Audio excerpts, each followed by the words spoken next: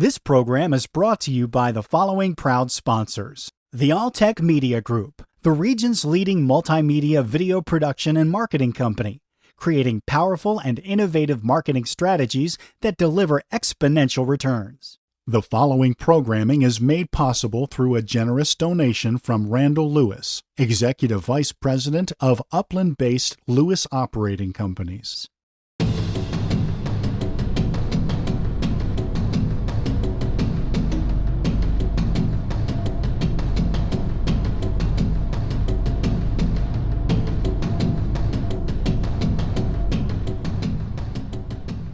Today I've got the pleasure of working with Doug Padgett, the CEO of Totally Kids, a pediatric hospital in Loma Linda that's been an inspiration to me because I've seen how they care about people and they make a difference. So without further ado, let me introduce you to Doug Padgett. Doug? Ray, it's good to be here. Yeah, no, it's good to have you here. And Doug, what I'd like to do, we've known each other for a long time, so if you would a little bit, tell us a little bit about, first of all, I know your role there, but also tell us a little bit about Totally Kids so we can kind of set the tone because I want to get some backstory. You've been at this a long time.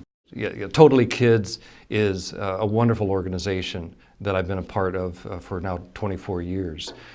We are a hospital, but we are many things on this campus of about 6 acres, serving 110 children and helping them smile every day. That's what we're about. And that is challenging at times when they're engaged because of their medical issues. They've got complex care issues going on, but they want to play. They want to smile. That's what kids do. And so the staff helps them do that. And we're excited to engage the kids and help them grow and develop. When they've got all of these things going against them, to keep them from growing and developing, we find ways to work around that and help that happen. Doug, tell us a little bit more about the kids you serve because I think it's important for our audience to get a better understanding of what you do. Be happy to, Ray. We serve medically fragile children for the most part. And some of these children have been born with difficulties, some have had accidents, and some have had specialized surgeries that require long-term medical care. So we were the first to bring pediatric subacute care to California with a Medi-Cal program back in the early 90s to serve developmentally disabled children that were growing in their needs, their medical needs and nursing needs. Technology developed, and over time, children were being saved in neonatal environments. And so now what do you do? How can you continue serving them? And so we saw we needed to meet a need in the community. These children were living longer. How can we increase their quality of life? How can we serve their needs? How can we serve the families? The families didn't know what to do. How do I care for this child that has a tracheostomy or on a ventilator? And so we stepped up. We collectively, my wonderful partners before me, starting from 1970, were serving these children.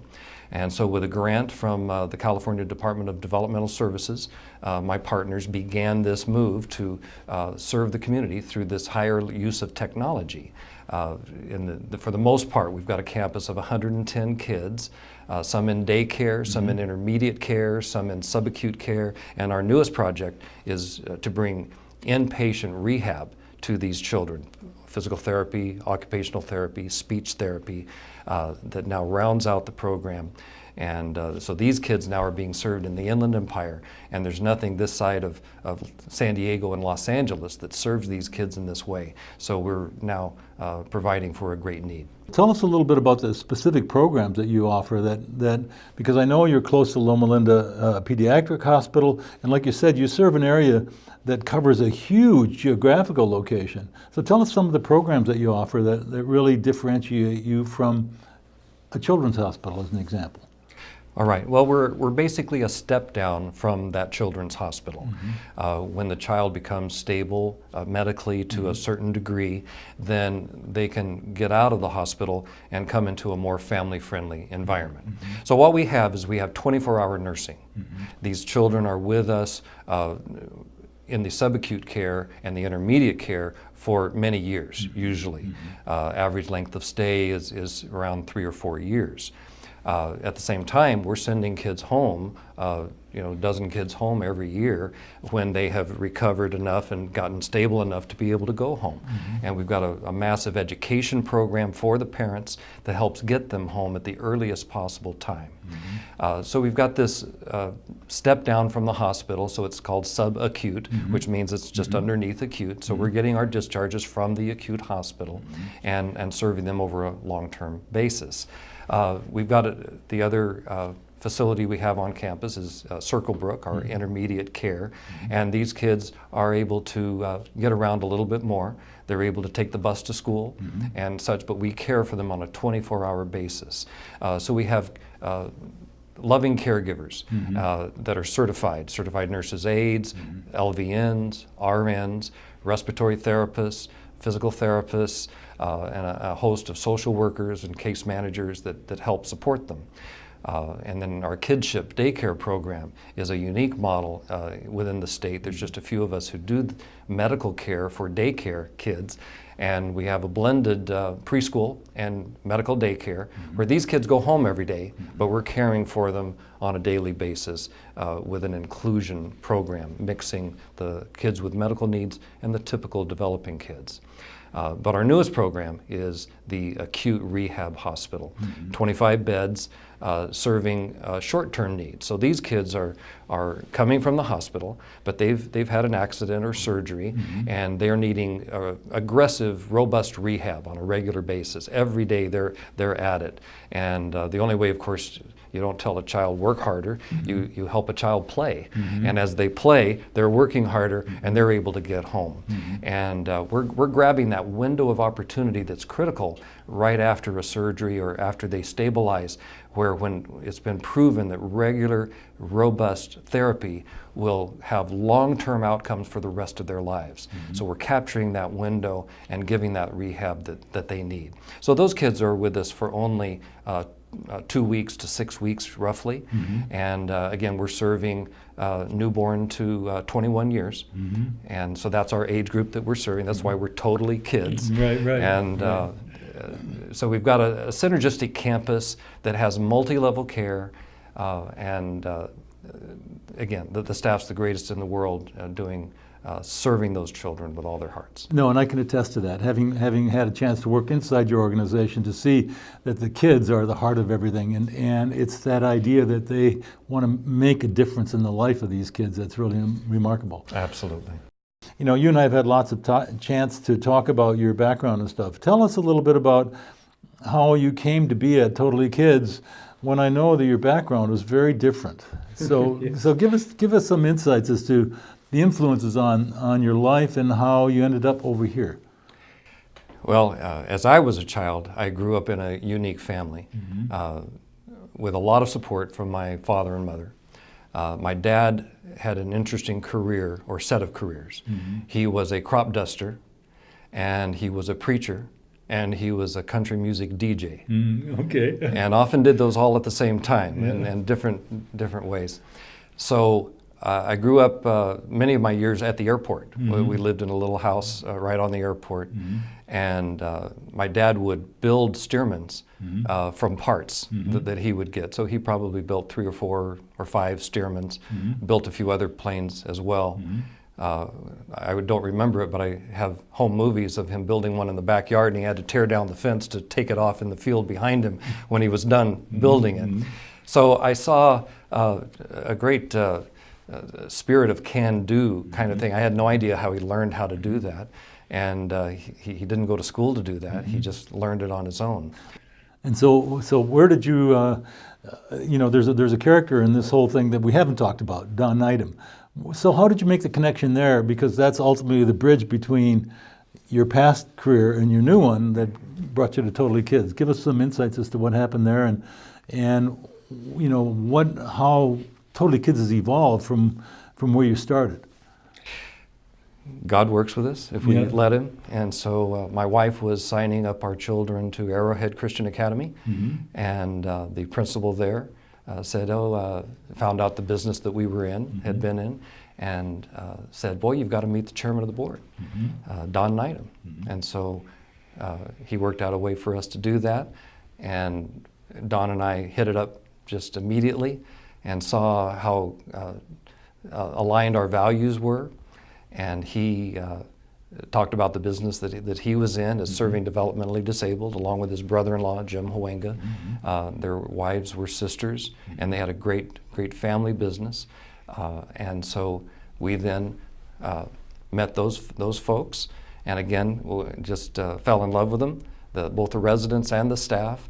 We had staff members, Cindy and I remember Reggie, one of the LVNs, who just kind of took us under her wing and showed us around and showed us the treatment they were giving to the kids, and we just fell in love with it and said, okay, this is the direction we need to go. So Don and I did a little trial consulting for a bit, and then we both decided that this was a good move, and so I came in as the president of the company to fulfill what had been started.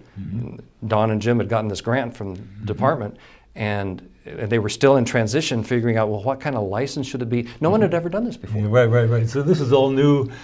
This is a chance for you to learn. New to everybody, but I had done multi-level care for seniors, and so this was kind of moving in a multi-level care here.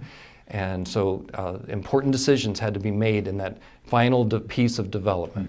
And so that's what I added to the organization when I came on board, was to help figure that out with a lot of good people around me, seeking advice from many. How should we do this? So I then spent about 3 or 4 years with a lot of time in Sacramento helping develop those regs. So our facility and a facility in Northern California were used as the models for how to do this care. And then, as I say, we became the first to contract with Medi-Cal for this specialized level of care called pediatric subacute care. Explain a little bit about how you were able to make these policy changes and license changes. Give us some insights to where these children came from. Well, there were really two groups. There were those who were in the state hospitals, which were these massive institutions that where a kid could really get lost. And so our founding partner, Jim, had worked very hard at the state level and locally to get these kids out of the state hospitals into a community-based home. So bringing the size down, 59-bed down to a 15-bed, down to a 6-bed home. So he was instrumental in that, and I saw that leadership. He spent a lot of time in Sacramento working for this end before me, and would always share with me, that's Jim and Don. When you need something to move ahead, call a meeting, whether it's in Sacramento or wherever it is. And one of two things will happen. Either you will have that meeting and you'll get to have some FaceTime and that'll work out well, or they'll figure out the solution before the meeting because they don't want to have a meeting. They don't want me up there. And so that did work. And so that's an example of good heart leadership in which you literally had to go out and make the policy changes as opposed to wait for them to happen. Absolutely, but they had to see that our heart was in it. Right. And a lot of those people, especially at the top of the agencies, they have good hearts. Department of Developmental Services, Department of Health Services, these are really good people. And they would finally share with me the struggle that they had in helping the middle managers of the state agencies let their heart be shown. But we kept working with them and accomplished great things. And that brings us to the other population. You're saying that these kids, many of them, were ending up in ICUs, is that correct? Yes. So you've got that group of developmentally disabled that needed a more community-based home. And then you had these kids. I had no idea when I first came to the organization that there were kids who spent months and even years in ICU. You can imagine a parent having to park a mile away and go up 6 stories, to visit their child who was growing up and spending months there.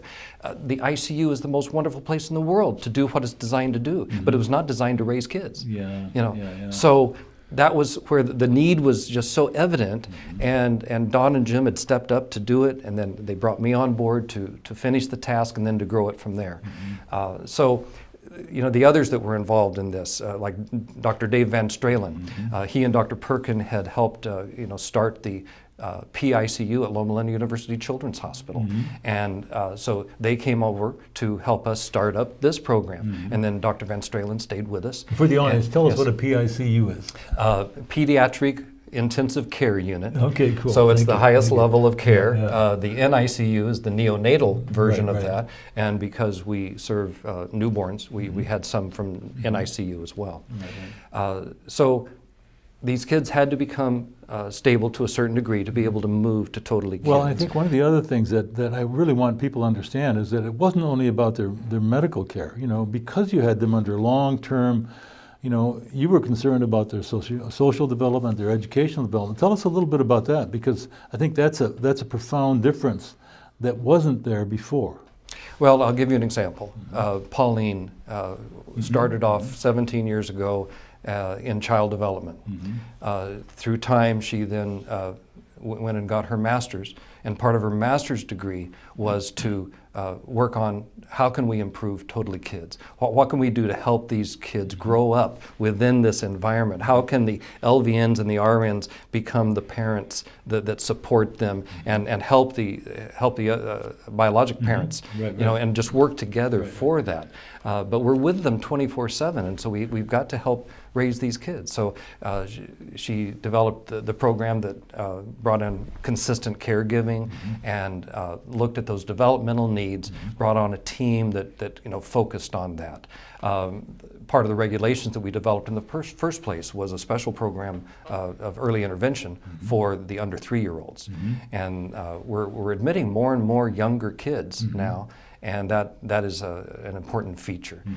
So that's one example. But we have other, all of our leaders right now who are vice presidents had started in the early days at the entry levels of their positions, whether it be an RN or maintenance, Or respiratory therapy. respiratory therapy, you know, and so our leadership has probably been with us an average of 16 to 18 years.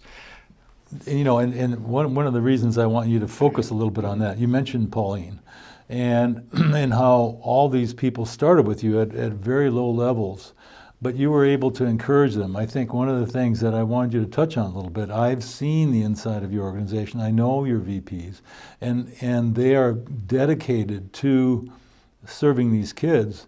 But you created an environment that enabled them to grow.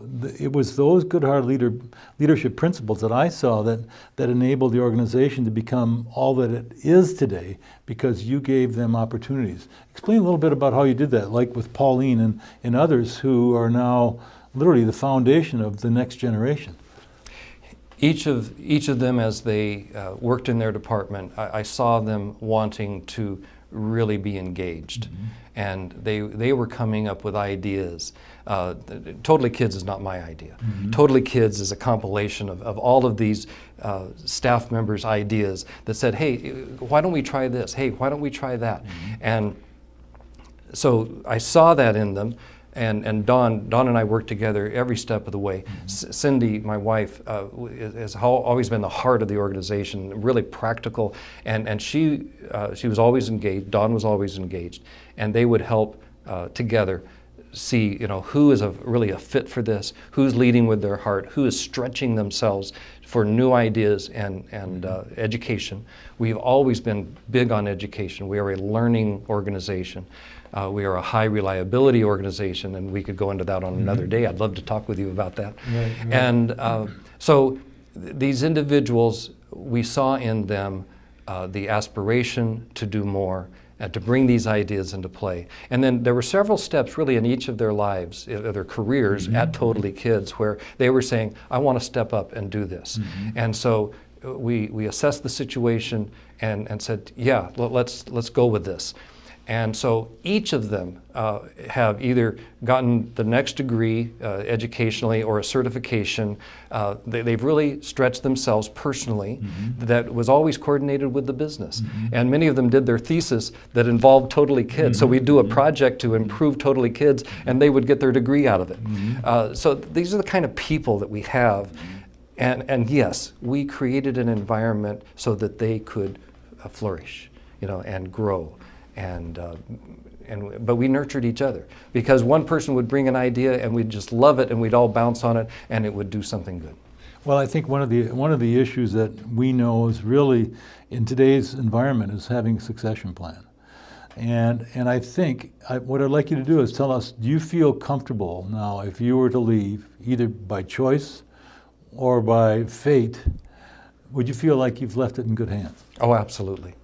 Absolutely. I feel really good about that right now.